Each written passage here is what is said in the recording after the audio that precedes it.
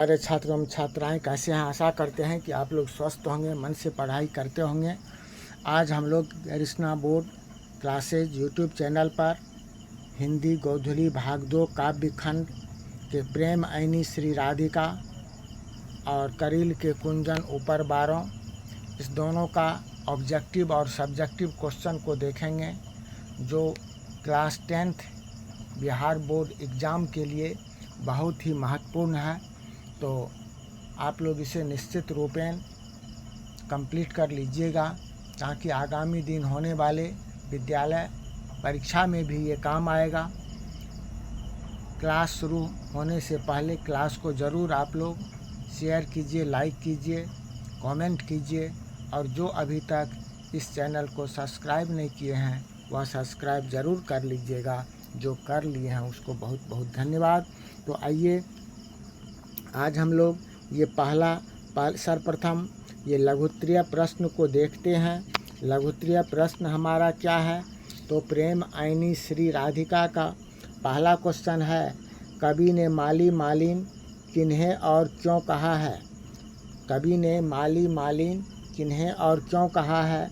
तो कवि ने माली मालिन राधा और कृष्ण को कहा है, क्योंकि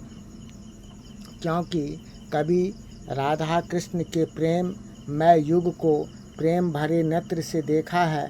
यहाँ प्रेम को वाटिका मानते हैं और उस दोनों प्रेम वाटिका के माली मालिन राधा कृष्ण को मानते हैं। वाटिका का विकास माली मालिन की कृपा पर निर्भर है।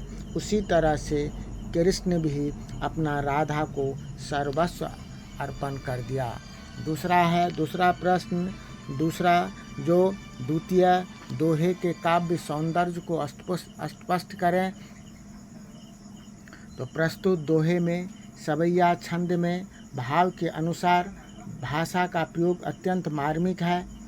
संपूर्ण छंद में ब्रज भाषा की सरलता, सहजता और मोहकता देखी जा रही है। कहीं कहीं तद्भव और तत्सम के सामसिक रूप भी मिल रहे हैं। कविता में संगीतमय की धारा फूट रही है। अलंकार योजनाओं से दृष्टांत अलंकार के साथ अनुप्रास एवं रूपक का भी समागम प्रशंसनीय है। माधुर्य गुण के साथ वैराग्य रस का मनोभावन चित्रण हुआ है। अगला प्रश्न है हमारा, कृष्ण को चोर क्यों कहा गया है। कवि का क्या अभिप्राय है। कृष्ण को चोर क्यों कहा गया है। उत्तर होगा, कवि कृष्ण और राधा के प्रेम में मनमुग्ध हो गए हैं। उनके मनमोहक छवि को देखकर मन पूर्णतः उस युगल में रम जाता है। इन्हें लगता है कि इस देह से मन रूपी मणि को कृष्ण ने चुरा लिए हैं। चित्त राधा कृष्ण के युगल जोड़ी में लग चुका है। अब लगता है कि यह शरीर मन और चित्त रहित हो गया है। इसीलिए चित्त को हरने वाले कृष्ण को चोर कहा गया है। उनकी मोहनी मूरत मन को इस प्रकार चुराती है कि कभी अपने सूद खो बैठते हैं। केवल कृष्ण ही स्मृति पटल पर अंकित रहते हैं और कुछ दिखाई नहीं देता है। अगला प्रश्न है, सवैये में कवि की कैसी आकांक्षा प्रकट होती है। भावार्थ बताते हुए स्पष्ट करें। इसका उत्तर लिखेंगे, प्रेम रसिक कवि रसखान द्वारा रचित सवैये में कवि की आकांक्षा प्रकट हुई है। प्रेम रसिक कवि रसखान द्वारा रचित सवैये में कवि की आकांक्षा प्रकट हुई है। इसके माध्यम से कवि कहते हैं कि कृष्ण लीला की छवि के सामने अन्यान्य दृश्य बेकार है। कवि कृष्ण की लुक्टी और कामरिया पर तीनों लोकों का राज न्योछावर कर देने की इच्छा प्रकट करते हैं।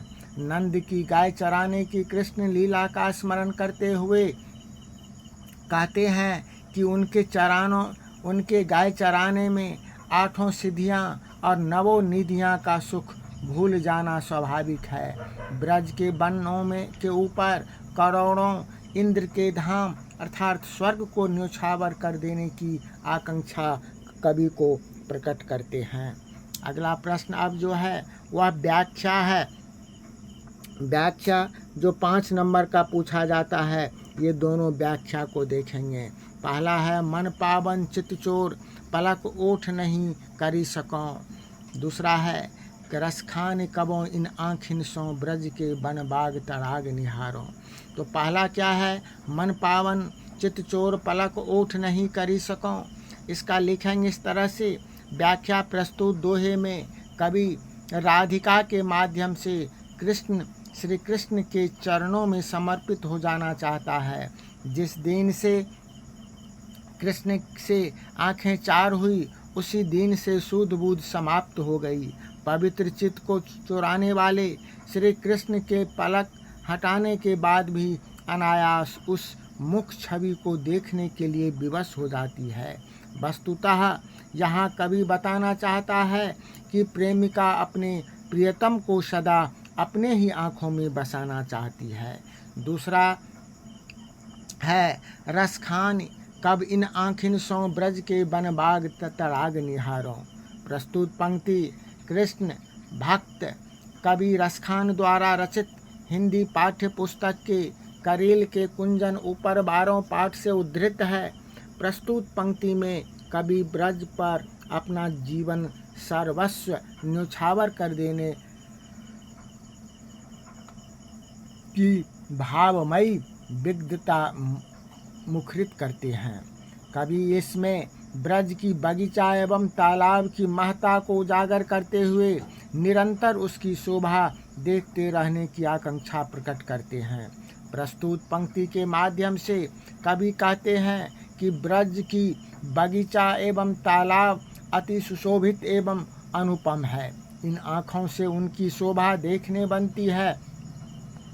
कवि कहते हैं कि ब्रज के वनों के ऊपर अति रमणीय सुशोभित मनोहारी मधुवन के ऊपर इंद्रलोक को भी न्योछावर कर दूं तो कम है।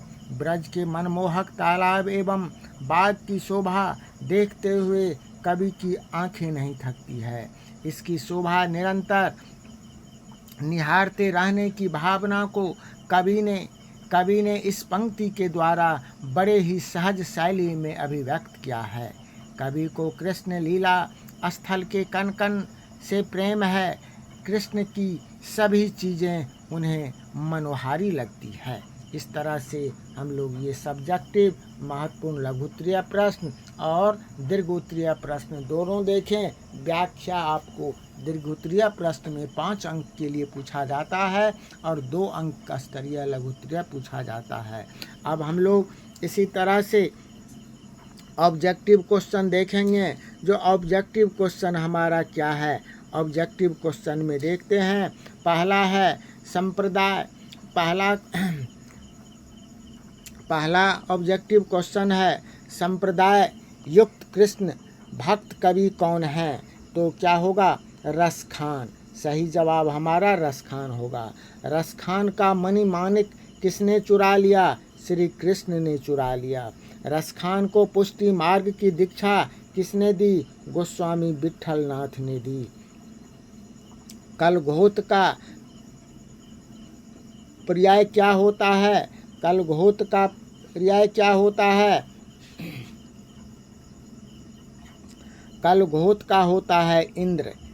कलघोत का पर्याय इंद्र होता है। सवैया और एवं छंद के सिद्ध कवि कौन थे, रसखान थे। कवि रसखान ने प्रेम वरण किसे कहा है, प्रेम वरण श्री कृष्ण को कहा है। कवि ने प्रेम वरण श्री कृष्ण को कहा है। इसके बाद अगला ऑब्जेक्टिव है इन मुसलमान हरिजन पे कोटि हिंदू बारियाँ, यह किस कवि के लिए कहा गया है, यह रसखान के लिए कहा गया है। भारतेंदु हरिश्चंद्र ने कहा। सुजान रसखान किसकी रचना है, रसखान की रचना है। रसखान के रचना काल में किसका समय था, जहांगीर का समय था। कवि कबीर रस खान किस राजवंश में उत्पन्न हुए थे? पठान राजवंश में, दिल्ली पठान राजवंश में उत्पन्न हुए थे। प्रेम आईनी श्री राधिका शीर्षक कविता में कवि ने माली मालिन किसे कहा है? राधा और कृष्ण को कहा है। इस तरह से हम लोग आज जो है यह तमाम प्रेम आईनी श्री राधिका के महत्वपूर्ण ऑब्जेक्टिव सब्जेक्टिव क्वेश्चन देखें। इसको आप लोग ज़रूर शेयर, क्लास को शेयर कीजिएगा, लाइक कीजिएगा और कमेंट कीजिएगा। इसी के साथ आप तमाम बिहार के 10वें वर्ग के छात्र छात्राओं को नमस्कार, जय हिंद। फिर मिलते हैं नेक्स्ट क्लास में। तब तक के लिए आप सबों को बहुत बहुत धन्यवाद।